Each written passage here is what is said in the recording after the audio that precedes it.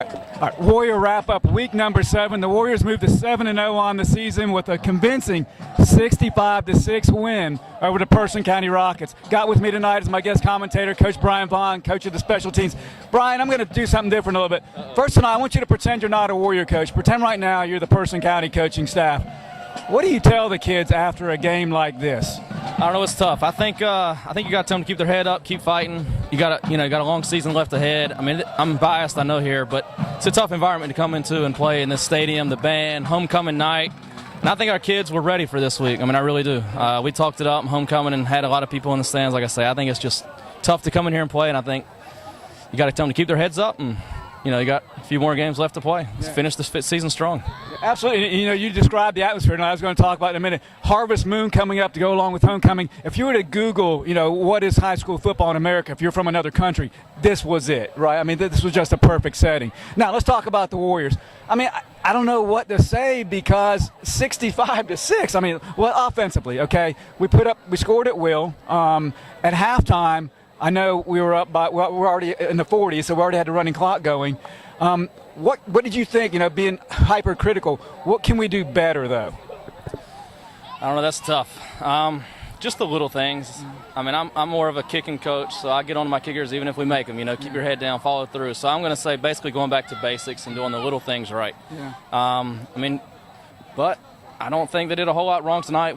We're going to verify that on film. We'll be able to determine exactly the little things and pick out the stuff that we feel and go back to it. Yeah, right. I agree. I mean, you got to nitpick when it scores like 65. Well, let's talk special teams for a minute. Your kickers were perfect on the night. I know you got 3 of them going in tonight. Well, actually 4. Fogelman kicking. Yep. You had Cardi doing the kickoffs. Jackson Brooks doing kicks. And then D'Angelo Harris came in at the end, and the players sort of rallied around him. He was 2 for 2. So how was D'Angelo doing this year? I think he just wants to be out there and be a part of the team. I think he's working hard. He's showing up to every practice. And, he's a senior in homecoming, and we felt like, let's get him in. Let's get him.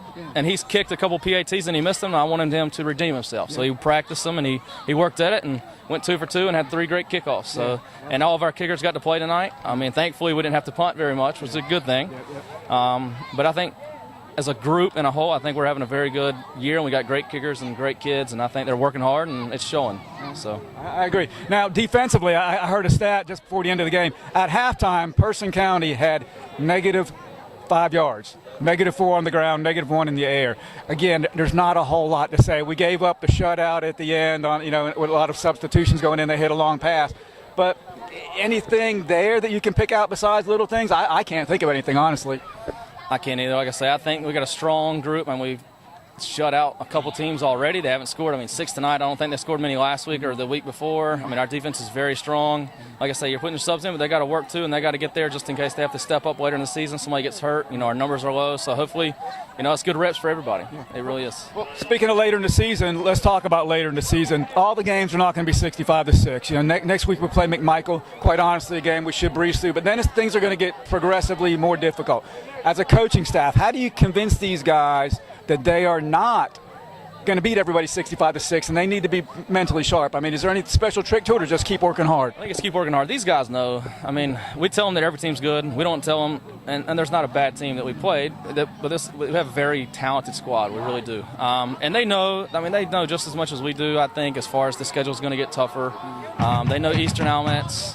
Northeast, Northern, Guilford are definitely 3 tough teams, and they've competed with us for the conference championship in years past. So I don't think that they're going to let up. I really don't. I think that they know they're good teams, and I think they're going to show up. I really do. I think they're ready for the rest of the season, and I think we're ready for it too. I agree. Well, great job. Congratulations on the win tonight, and you've got some of your players over here to heckle you and your assistant coaches. So I'll let you go, and congratulations. We'll see you in a few weeks. Yes, sir. Thank you. Good job.